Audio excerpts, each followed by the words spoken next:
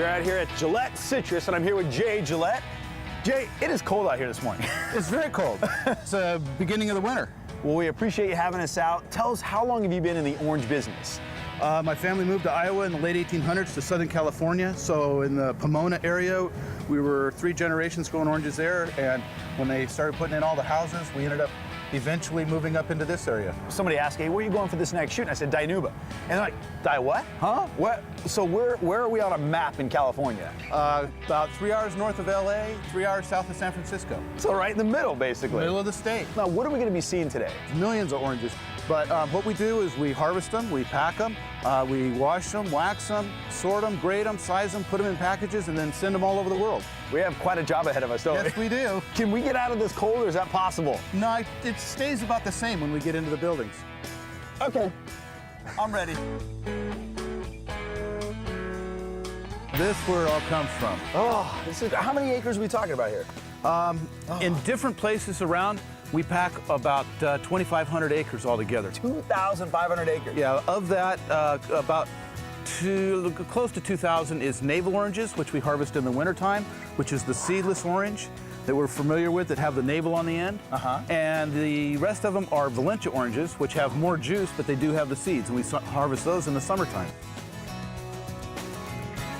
So why are they doing it by hand and not like by big machines shaking them off the tree or something like that? It's interesting you say that. Okay. Since the late 1950s, people have been trying to invent a machine that'll do a better job than a person can.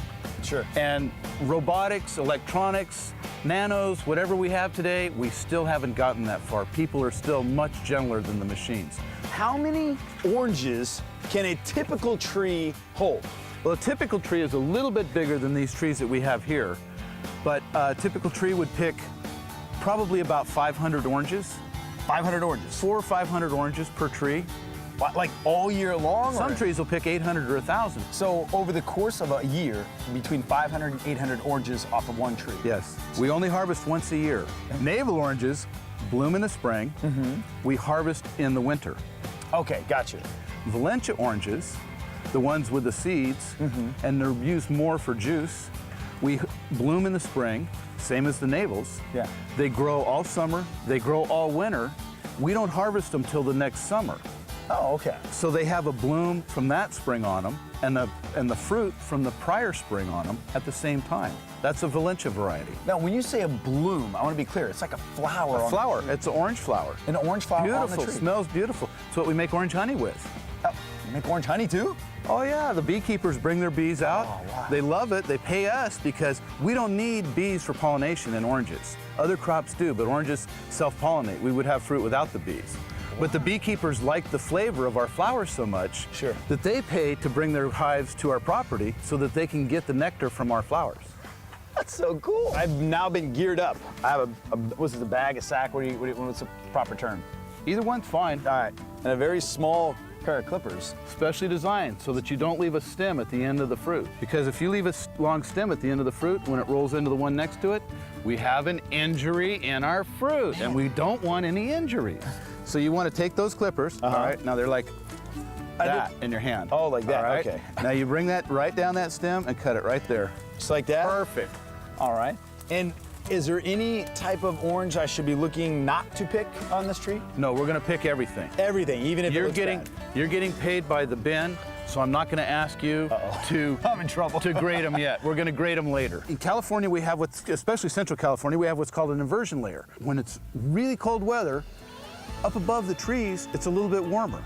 It's a really strange thing. I don't know how it works. Do a weather show. Send me a copy. I don't know how it works, but there's a little bit warmer air up there, all right? So what we do is we run these big fans. They look like, wind turbines. Some people call them windmills. Windmills, yeah. So whatever, we call them wind machines. This propeller blows the air from above down towards the orchard. So you look at it and it looks like it's blowing straight across, but actually it's at a bit of an angle, and it's blowing air from above down onto the trees. And then as it's running, it goes around in a circle. So the air is blown from above, the warmer air, down in the orchard. And that warms up the orchard just a little bit and hopefully keeps the fruit from freezing. So we'll start it.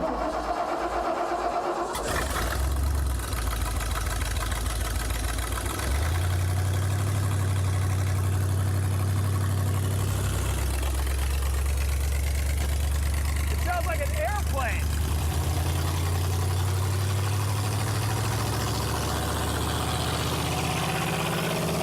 Is the wind right here, Jay? Oh, here it comes. Here it comes. I feel it. Oh, whoa!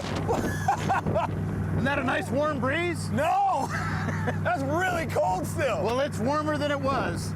That is crazy. Yeah. All of a sudden, it's... And since the oranges don't sweat, that wind doesn't make them any colder. It just brings this warmer. For you and me, it feels colder because of the wind. For the oranges, it doesn't. Now, do you have to turn these on every night in the winter when it's below 30, you said?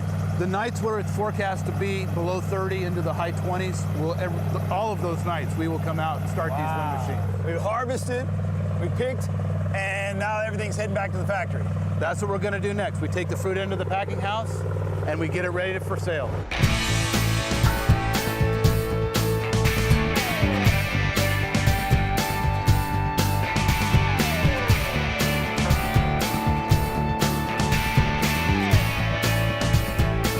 The fruit is dumped onto the conveyor. You can see some of it's real high, Yeah. and some of it's real low. And we have a sonar in this box up here. And that sonar measures how far it is to the fruit. So if it's real high, it slows down the belt. If there's not much fruit, it speeds the belt up so that the flow of fruit into the packing house gets moved into a more constant flow. What is it being sprayed with? The very first thing we want to do is get a little bit of chlorine mixed with water on the fruit and start knocking down any funguses that are starting to grow. Okay. Much like the penicillin mold that we've seen. It just keeps coming. That's incredible. Millions of oranges. Wow. So what happens, the fruit comes in, Oh, wow. and all these nozzles are spraying high pressure water that has a little bit of bicarbonate of soda in it. And that cleans the fruit of all the dust, all the chlorine that we originally sprayed at the dump. It cleans it off so it's perfectly clean. And what it looks like it's going over like rolling things. There's long rolls in here, and they're brushes, like a hairbrush.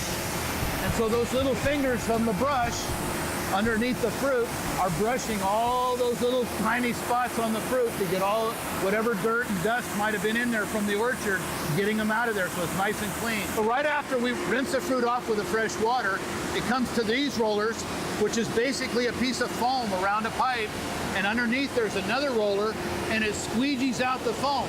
So the foam rollers are taking the moisture off of the fruit, and the squeegee underneath squeezes the moisture out of the foam. Wow. I mean, it feels a little damp on the foam, but not soaking wet like it should be. They're soaking wet coming out of the washer, and then this way we recapture our water and we can reuse it. And then what's going on down here? We use this kind of a turn that lets the fruit down gently onto the next conveyor so we're not bruising the fruit. Oh, okay. You really love your oranges, don't you? Absolutely. We want the best oranges we can when we send them out. So now we have all the oranges that are left, and they're all clean. Gotcha. They're damp dry, and we go to the next machine, which is phenomenal. Each one of these little rollers we call a cup, and it holds the orange, and as you see as it's spinning, that spinning motion causes the orange to get aligned so that the stem and the blossom end are horizontal. No way. We want them aligned horizontal because when they go inside this box, they're getting their picture taken. About 360 pictures of each orange as it goes through the box. So the machine knows if it's too green, if it's too small, if it's too big, if it's misshapen, or if it has bad scars on it, to drop it onto this conveyor. This conveyor goes out to that juice bin over there. Oh, wow. We load that fruit onto trucks and it hauls it off to the juice plant where they make orange juice. Wow. All right, now what about the middle one? So now we have the fruit that we want to pack and we want to sell to people. Okay. Our nice fruit. Well, the machine can tell a perfect orange. No scars, no blemishes. That's easy for the machine. Yeah. But the ones that are kind of liners, that's tough. We still need people for that. Okay. So what we do is we take our perfect oranges and put them in one row. Okay. Put the medium oranges in another row, and put the ones that we really don't know about in another row. Wow. That's incredible. And then those go on into the packing house, and we'll wax them, and then we'll grade them again. Here was the reason we had our fruit separated. You'll notice the first lane that had the really questionable fruit. Yeah. We have 5 ladies sorting the fruit.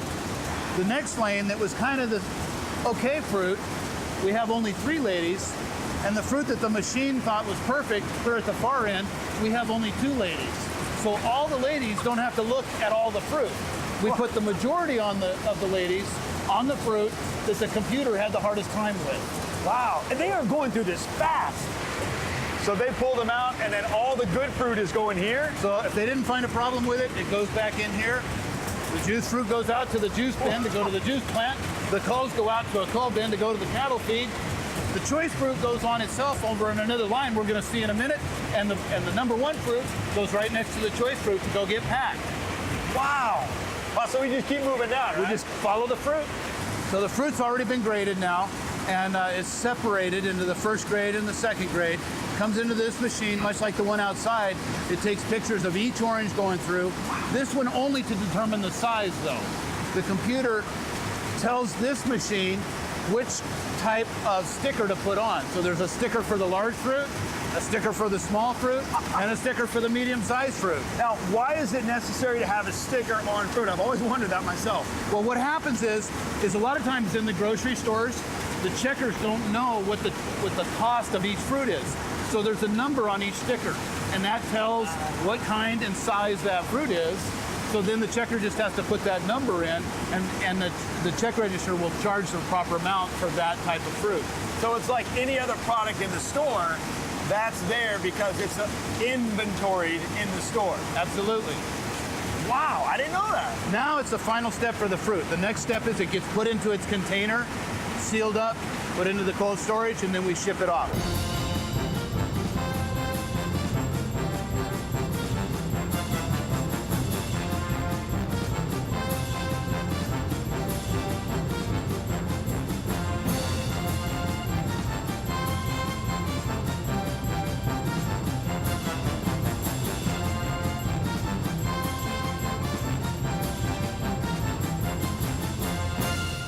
All right, so Jay, we're loading up here, huh? Getting ready to ship them out. All right. So people are going to get the oranges. Where's this shipment going? This truck's going to Philadelphia. Philadelphia. Philadelphia, yeah. Philadelphia is one of our real important markets. We've been sending fruit there for a long, long time. Wow. So if you're in Philadelphia, you might be eating our oranges. No kidding. That's quite a journey from California to Philadelphia. We send them all over the world. Japan, China, Hong Kong, Singapore, Malaysia, Korea, all over. Jay, thank you very much for having us out Our here. pleasure. This is awesome, and I appreciate you packing it up for me. I want to thank Jay. I want to thank everyone out here at Gillette Citrus for showing us all about this process that oranges go through.